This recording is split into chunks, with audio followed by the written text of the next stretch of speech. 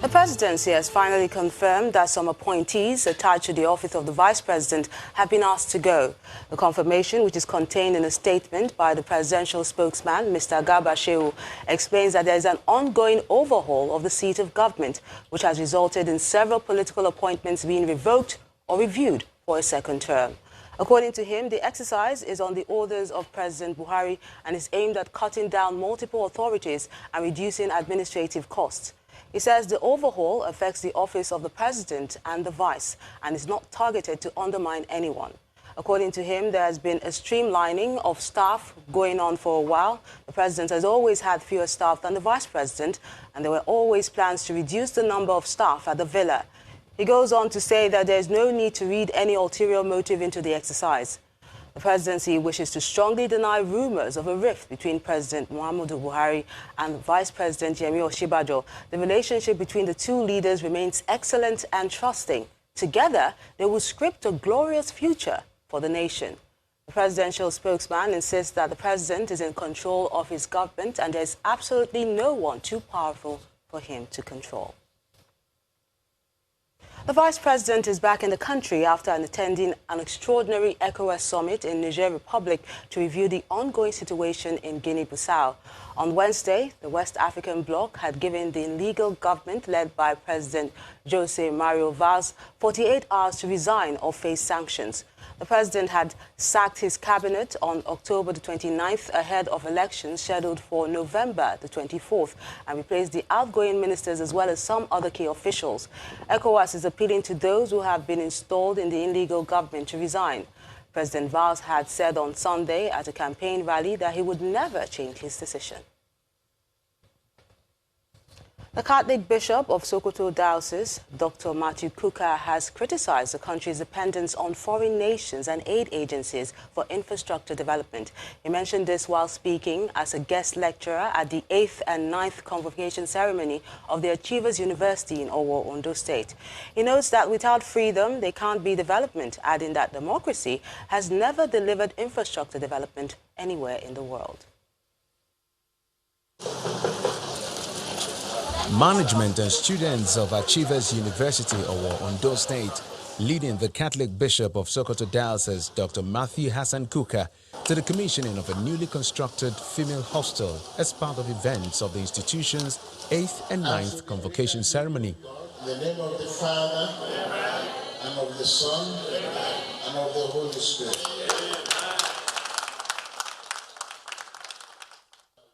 Afterwards, dignitaries and students converge on the Trinity Hall of the university for a public lecture.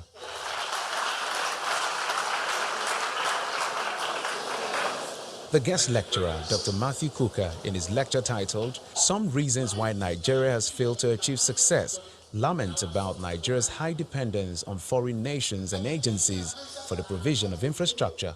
Russia is now trying to build railroads in Nigeria and Africa. China is going to build our roads and bridges. India is going to develop an ice system. Germany is going to build good power plants. The United States, Nigeria is going to build the vaccine. UNDP is going to grant farmers improved system, pay malaria gates, and helping us design malaria. The UK wants a new terminal, Niger Delta. So, why did we go to go? The cleric also notes that freedom guarantees development. It says democracy never delivers infrastructural development anywhere in the world. Bishop Kuka also frowns at the way religion has become a burden and a source of violence in Nigeria. We are over 90% Christians and Muslims, and yet there is nowhere in the world where religion has become the subject of an abuse and a burden of national cohesion, as is the case in Nigeria. For the Chancellor of Achievers University, Nigerians must see each other as one, irrespective of tribal differences. We must see ourselves as one. Irrespective of the fact that we come from the north, from the east, from the west. Our official jobs, everybody that occupy privileged position, from Mr. President to a cleaner, should work as Nigerian, not as a Yoruba man, or as an Igbo man, Hausa man, Kanuri man. Be a Nigerian first and foremost, and work in the national interest. The thoughts of the clerics suggest that the nation must begin to think of Nigeria beyond aid. and seek ways of developing the country internally. The Minister of State for Petroleum, Mr. Timipre Silva, is emphasizing the need to use indigenous contractors in the oil and gas sector. The minister made the comments when he visited the newly constructed headquarters of the Nigerian Content Development and Monitoring Board in Yenagoa, the Bayelsa State capital. According to him, the use of indigenous contractors is an intentional cost reduction plan of the government, especially in this sector. When you have seen one contractor perform this good, you are encouraged to patronize more local contractors. This is a clear definition, and I now understand what local content means. Usually, local contractors are cheaper than expatriate international contractors. This is part of the cost reduction strategy. That's why I came here, to try to encourage them, to encourage more local participation. I believe that once there is more local participation, also the cost will reduce, because expatriates come with costs that local contractors do not come with, like insurance costs and so on. Therefore, local contractors tend to be cheaper, and that's why we want to really encourage and deepen the local content, and by extension, reduce the cost of doing business in the oil industry in Nigeria. Agency's Executive Secretary, Mr. Simbi Wabote, explains that the board has put in place mechanisms to ensure that local contractors do not cheat the government. He has given us some charge and challenge during our inaugural board meeting, which of course the board will review and see how we implement those challenges that he has posed before us. In terms of management, NCDMB is not going to use the entire facility on its own. There are plans to rent out some of the floors to reputable corporate organizations that will also establish themselves here, particularly the ones that are related to oil and gas activities. Traders at the popular Ketu fruit market are counting their losses after an alleged invasion and destruction of the market by armed men this morning. The traders alleged that the operation was carried out after sporadic shooting by the policemen that accompanied the demolition team. In an interview with Channels Television, they claimed there had been several attempts by the local authorities to take over the market from them. This is what is left of the fruit market at the popular Ikosi Ketu axis. Traders here are counting their losses hours after what they described as a massive invasion by policemen, leading to several hours of shooting.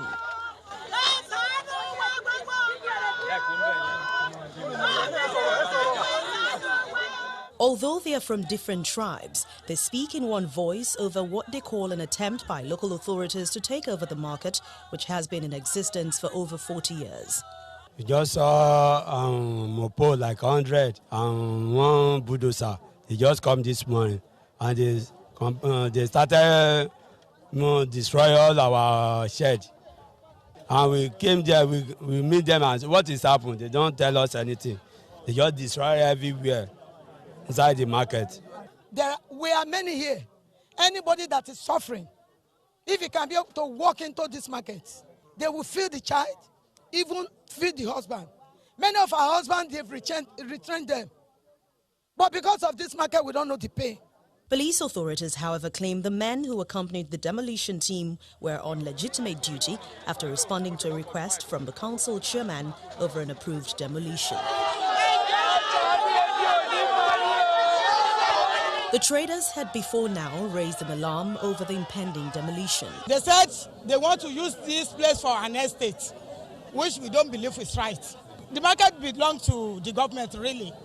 So, and even if they have to renovate it, we think, and that is the right thing to do, that they should come to us or call us that they want to renovate this market. Then we dialogue.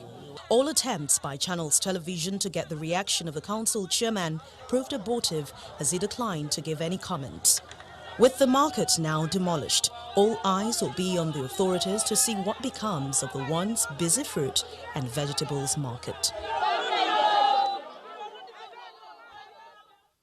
The Inspector General of Police, Mohammed Adamu, has ordered the posting and redeployment of some senior police officers to zones and formations across the country.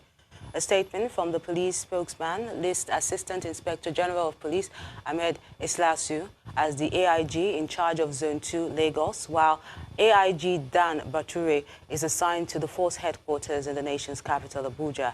The statement adds that the AIG Bello Sadiq is to take charge as AIG Zone 1 in Kano State.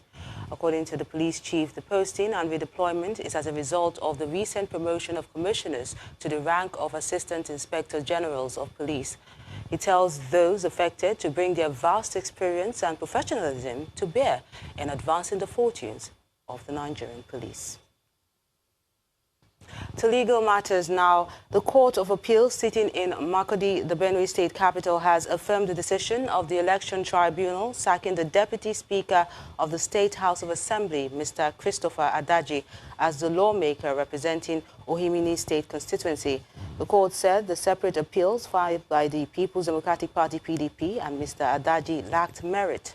The court agreed with the decision of the tribunal that the declaration and return of Mr. Adaji by the Independent National Electoral Commission (INEC) as winner of the election without a rerun in 2 polling units was invalid because it did not comply with the Electoral Act 2010 as amended.